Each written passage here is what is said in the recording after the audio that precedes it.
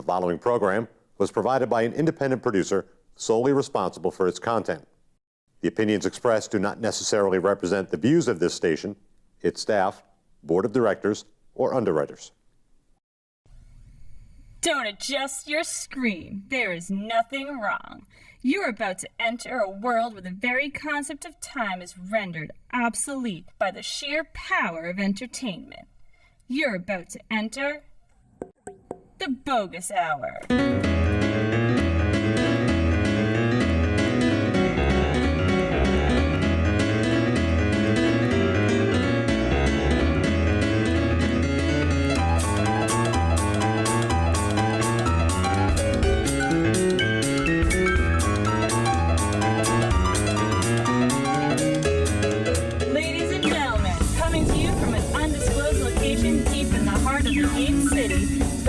Of the Boggis Hour, Greg Boggis! And welcome to another episode of the Boggis Hour. I have two guests tonight. One is an artist and the creator of the Kids Conn.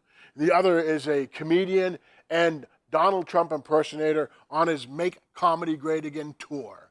My guests are Emily Drouin and Eric Trump Jackman. And here I am with my guest, Emily Drouin, artist, illustrator, creator of Kids Conn. Yeah, hi. Thanks for having me on. Welcome to the Boggis Hour. So let's get right down to the nuts and bolts of it. Why don't you tell us how you became an artist? Well, ever since I've been a little kid, I've loved drawing cartoons. I loved watching cartoons and the Sunday comics in the paper, and it really inspired me, and I would write and illustrate my own little stories all throughout elementary school. And then my teachers, they really inspired me to pursue it more. And they're like, oh, you really have a little gift here. You really are good at drawing. And so that encouraged me to pursue.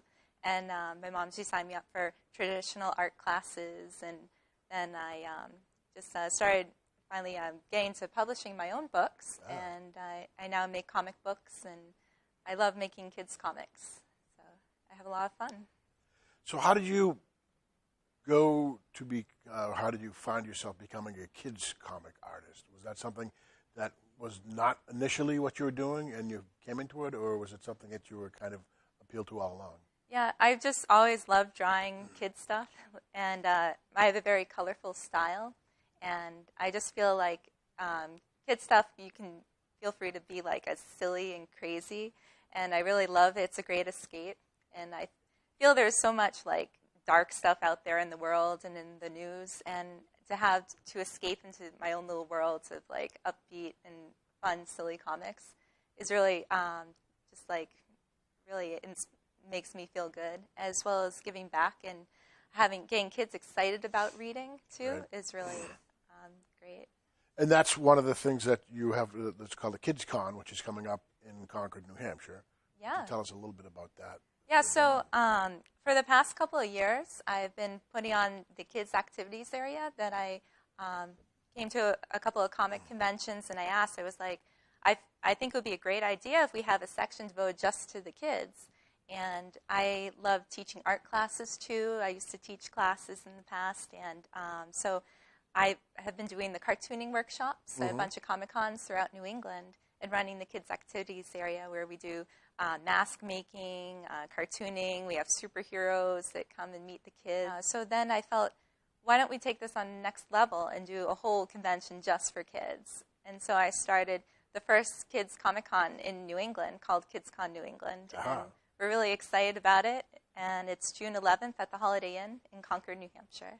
Is that the first one? It's our first one. Wow, yeah. So this is your first time into doing it. Hopefully, every year we'll do it. Yeah. The first of many. Yeah, absolutely. So I like your style. You said it's a very bright, colorful style, and it's really, you've got a real neat appeal. Were there any artists as you were growing up that influenced you? I have to say probably Disney definitely did influence me. I used to get Disney Adventure, which was a comic book that you would get a comic subscription magazine. and I loved all the comics there, and so I kind of have that, and also anime. I love like anime, and so my style is kind of like a cross between those two, I'd say. So explain to people who may not know what is anime. Anime, like manga comics, so like inspired Japanese comics of a lot of them. Often they're like they have chibi is like the cute, like the big head, and tends to be very colorful and silly, and so that kind of was inspiration for me too.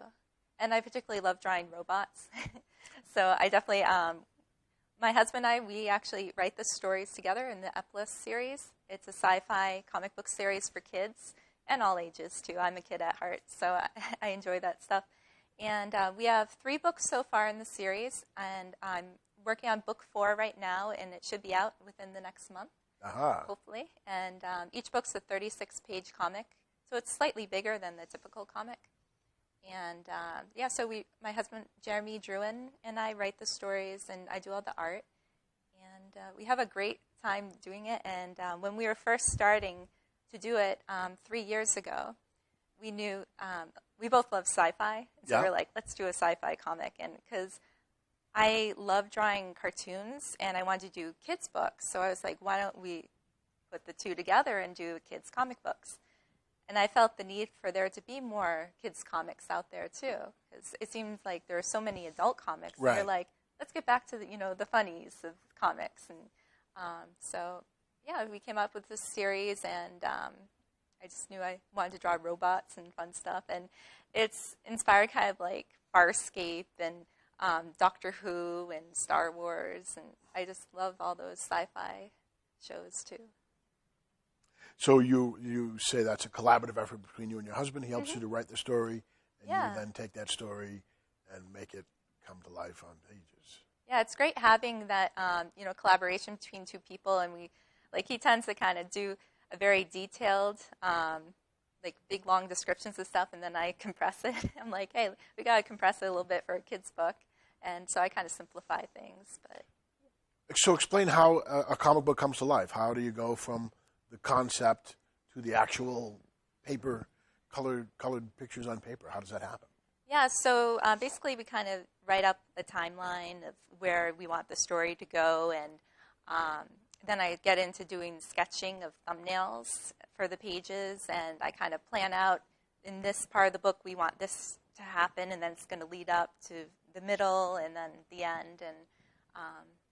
And then I kind of have like a kind of organic flow about things, and but basically when you're doing comics, you kind of do like a Z pattern.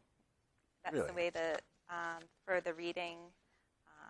See, but I have kind of like I'll merge the stuff in together, kind of with the flow. And I don't like to use boxes so much, but sometimes you do have to kind of separate it. But right. I do have some crazy colors going on in here. One of my favorites is this giant robot, the Creomonger. Oh, that's cool. Yeah. But I do have very lighthearted and violence.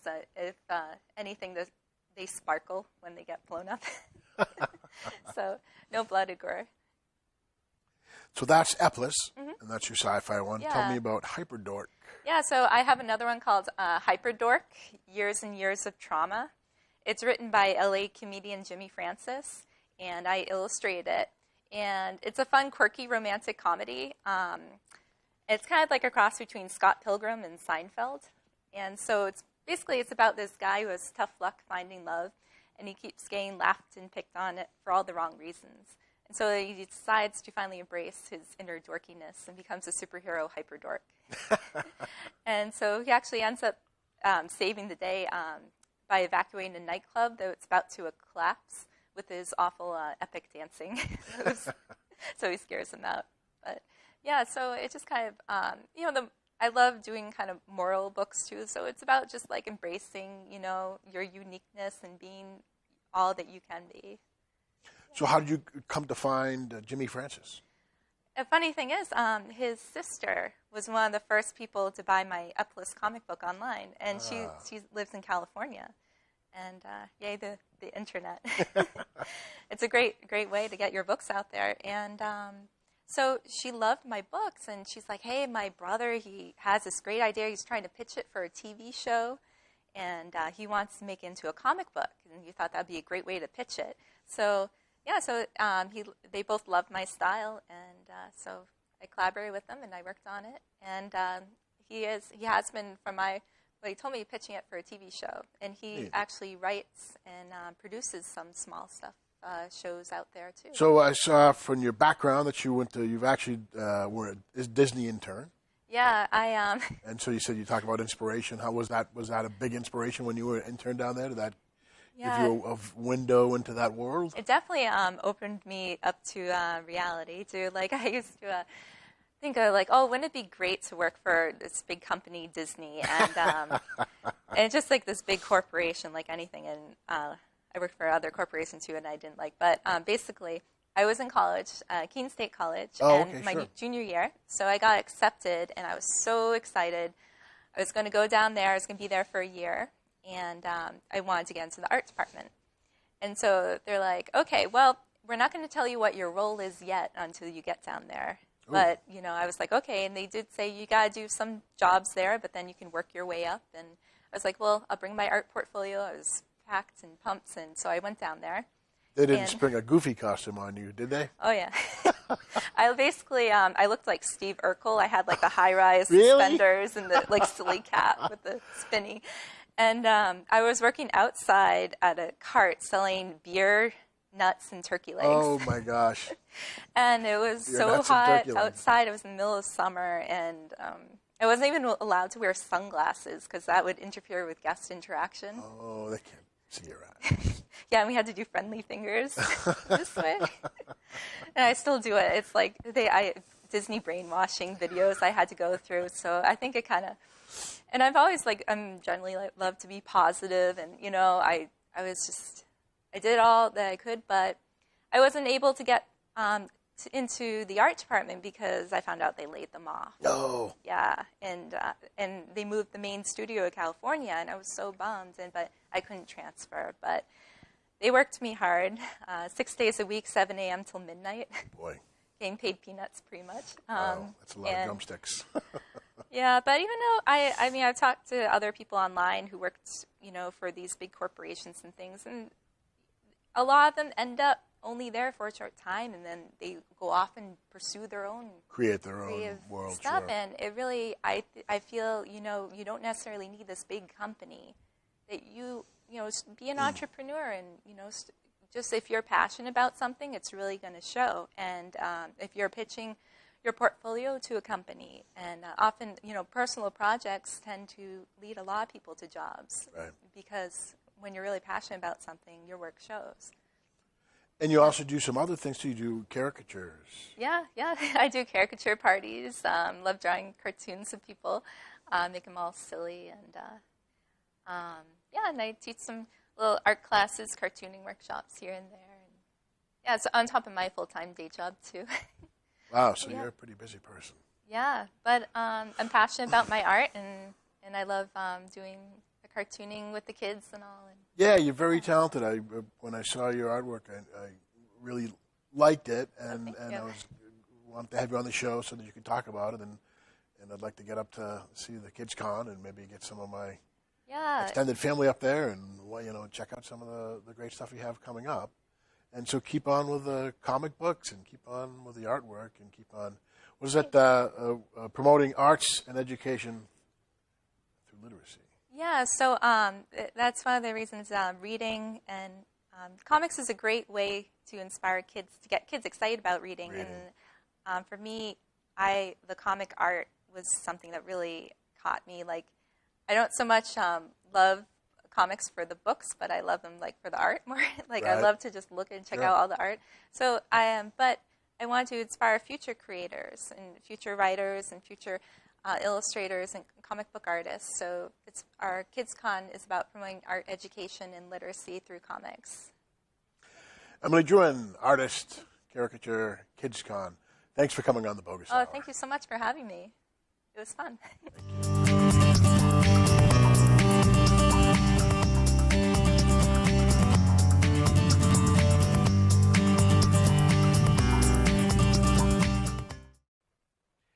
Good evening.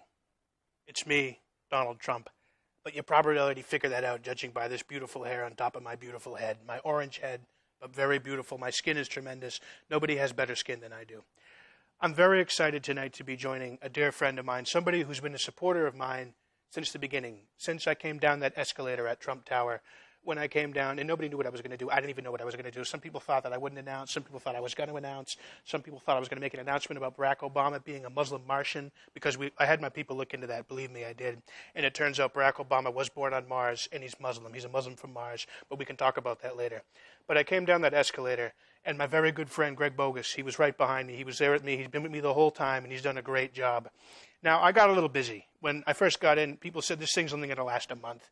Trump's not really in it to win it. He's just in it to get ratings and to sell more bottles of water. But believe me, I've sold a lot of bottles of water, but we can talk about Trump water later. So I went down the escalator. I gave my speech. I talked about all the dirty, rotten, disgusting Mexicans who were sending their rapists and their killers and their cheaters and the drug dealers through our border, because, quite frankly, our border is like a piece of Swiss cheese. It is. It's very disgusting. It's like a big box of cheese. It has a lot of holes in it. But it's not going to be that way when I get in there. And I gave my speech. I announced. It got like 400 billion views on YouTube, and it was incredible. People could not believe what they were seeing. And people weren't even talking about immigration until I got in there. So I started my campaign, and I went all over this country, and I brought a very, very simple message. And the message was, we need to make America great again. Now, Ronald Reagan said we need to make America great, but the very important thing about my message is we have to make America great again. And quite frankly, that message resonated with people like we didn't. We couldn't believe it. We couldn't believe it. Trump said this. Trump did that. Trump's going to make America great again. And my rallies were incredible. Tens of millions of people showed up to get into the rally. Even more millions were outside trying to get in. It was crazy. It was like the Super Bowl times 40, like the Super Bowl on steroids. It was tremendous. So my friend Greg, who does a great show here, the Boggis Hour, on Nashua Cable Access or whatever, there's something very low energy, but Greg brings a lot of energy to it. Invited me on. He said, Donald, come on the show. I kind of ignored him. I played a little hard to get, because when I do deals, I play hard to get. You know, you don't give it up the first date. Okay, you don't get your show on the first date. You wait till the second one, then maybe you move second base, maybe a job, something like that. But we'll talk about that later. Greg Boggis does a great job. I'm very excited to be here with him tonight. Everybody should check out his show. He does a great job. And we're going to talk about my plan to make America great again. We're going to talk about my loser opponents. We're going to talk about some policy ideas and some tremendous things that are coming up, because this thing is just heating up. And boy, I haven't even started on that monster Hillary Clinton. So I hope Greg asks me about Hillary Clinton. Thank you, Greg. You've read his book, The Art of the Deal. You've seen his television show, The Apprentice. He is now the presumptive Republican nominee for President of the United States. My guest, Donald Trump. Greg, it's so great to be here with you. Thank you so much for having me. Very excited to take the Trump jet into Nashua to the airport. I think it's called Daniel Webster, right off of 101, 101A or 101 or something like that. They do a great job over there, but I'm very happy to be back in New Hampshire, where we won really hugely, by the way. I got like 435 billion votes or something like that, something that has never been done before. And I did very well. I have a new word now. It's big and it's huge. Put together, it's called huge. So I did really hugely. But thanks for having me, Greg. It's great to be here. Thanks for coming in. I did challenge you several times to come to the show. You did. I didn't think you were going to make it, but you showed up.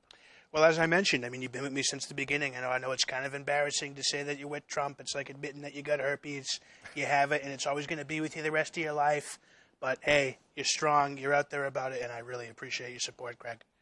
I do. I'm glad you came on my show, because I heard that there were some other shows that you were unwilling to do. Well, there were some low-energy people. I won't name names, but Steve Katzos, who's very disgusting. He shoots the show from his mother's basement, and like 3 people watch it, and they're very low energy. And it's a failing show, and quite frankly, they have to attack Trump if they want to get any ratings.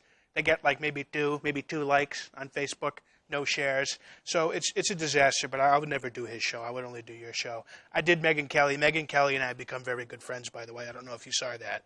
We had a little terse exchange in the beginning of these debate process, but we've become great friends. And I respect Megyn. Shaken hands and made up.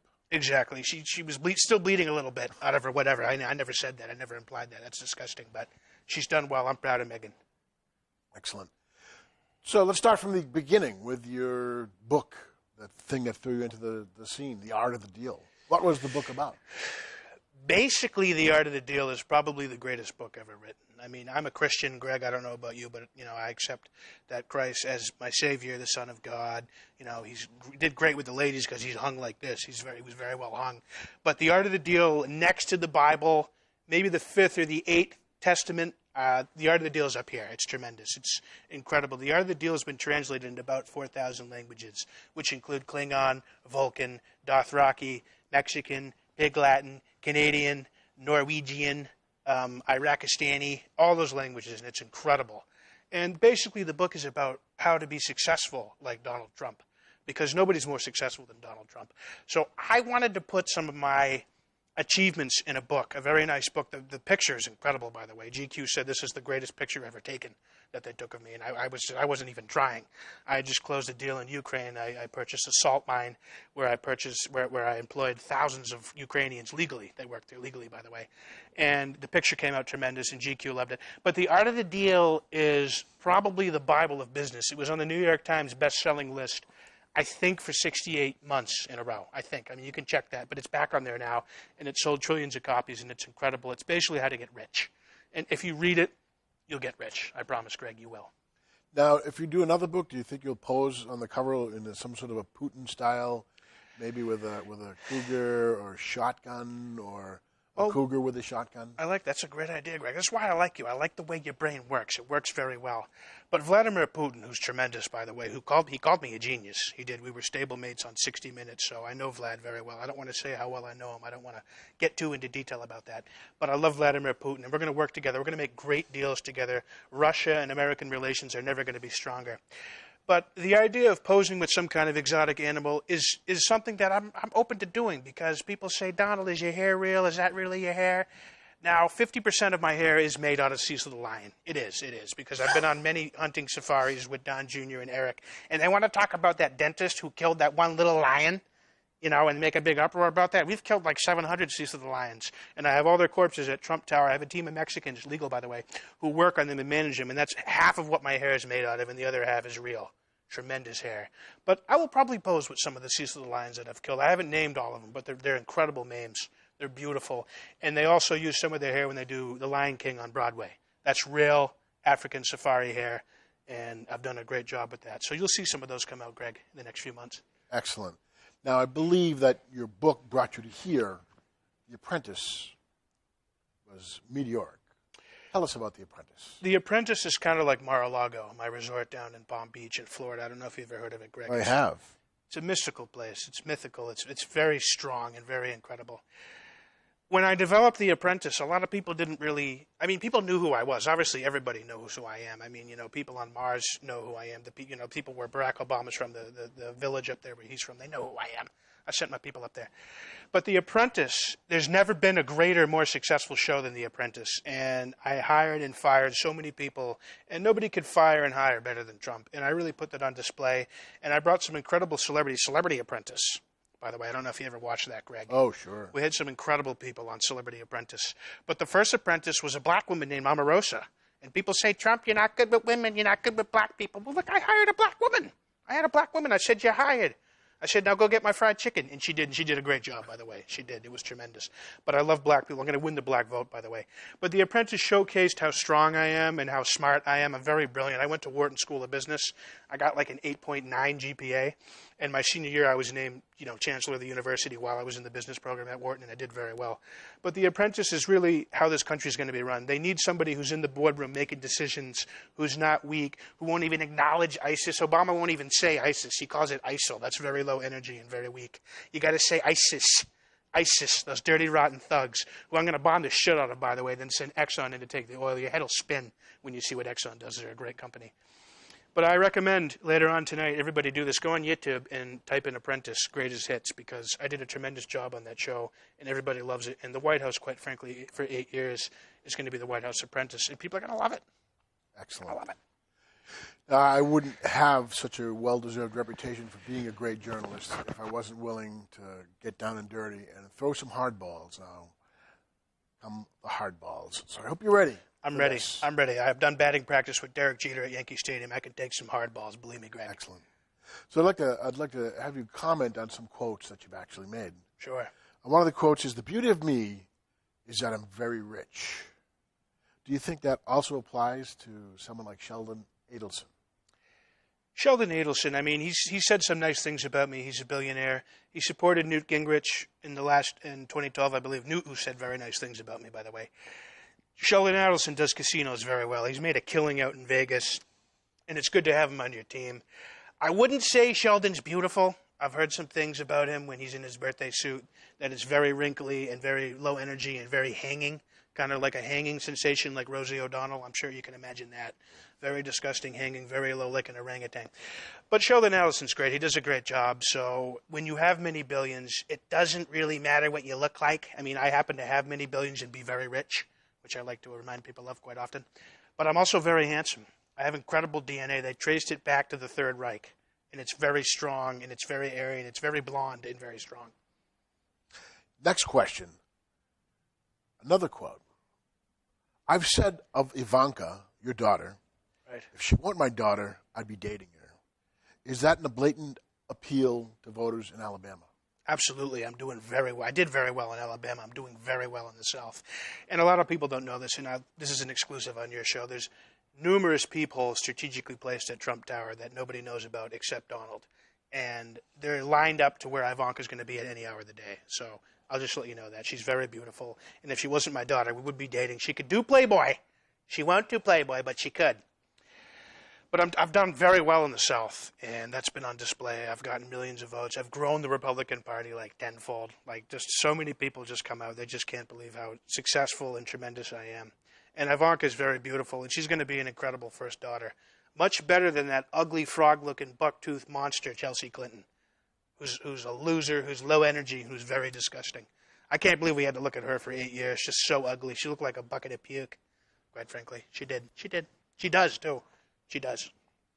Recently, you said, I was down there and I watched the policemen and the firemen on 7-Eleven. What was 7-Eleven? 7-Eleven was a disaster. It was horrible. We had so many Slurpee machines that were broken, machines that gave out Slurpees that were running 24/7. And then when 7-Eleven happened and it all came crumbling down, it was a disaster. And this is an area where I have to give it to Indian Americans because, as we know, nobody does 7-Eleven better than Indian Americans with nice little dots on their head. They do a great job. And during the catastrophe of 7-Eleven, they banded together. And this is a group of immigrants who came here legally, by the way, Greg, who did a tremendous job coming together and rebuilding from the ashes of the broken Slurpee machines on 7-Eleven. So I was proud to march in the parade, at great risk to my own security, by the way, Greg, I'll have you know, in the 7-Eleven rebuilding memorial parade, and we rebuilt all the Slurpee machines, and they were never stronger, and they were never more blue and cold, and they did a great job, and that was a big win for Americans everywhere, especially the Indian community. And A big gulp for everyone. Tremendous. You should trademark that, because if you don't, I will. And finally, I ran your name through the anagram generator, and I'd like to know if you would like to choose your code name for the Secret Service, used from the letters of your name in an anagram generator. So these are the options that you have. Land dump rot, land turd mop, lard dump ton, dam turd pall, damp lord nut, or tan lord dump. I think Dan Lord Dump is tremendous. That sounds like it could be a great casino in Atlantic City, where I made a killing, by the way. I never went bankrupt. I got out of there at the right time. I made a lot of money, employed thousands, tremendous cash flow, very low debts. So the what was it, Tan Dump Lot? Tan Lord Dump. Tan Lord Dump. That's tremendous, Greg. That's an incredible high-energy concept. I'm going to go with that. I like that a lot. You'll get cut in 20% on that deal. We can build a new casino out of that. That's tremendous. Well, thank you for coming on my show, Donald Trump. Greg, it's been great. So I hope you enjoyed that brief interview with my good friend here. This was Eric Jackman as Donald Trump, New Hampshire's premier Donald Trump impersonator. And he's a New Hampshire resident, and he's a funny guy, and he and his brother, Mike Jackman, are comedians, and they've been taking their Trump show on the road, and I just thought we'd have a little bit of fun doing the Trump thing with Eric Jackman. Thank you very much. The preceding program was provided by an independent producer solely responsible for its content. The opinions expressed do not necessarily represent the views of this station, its staff, board of directors, or underwriters.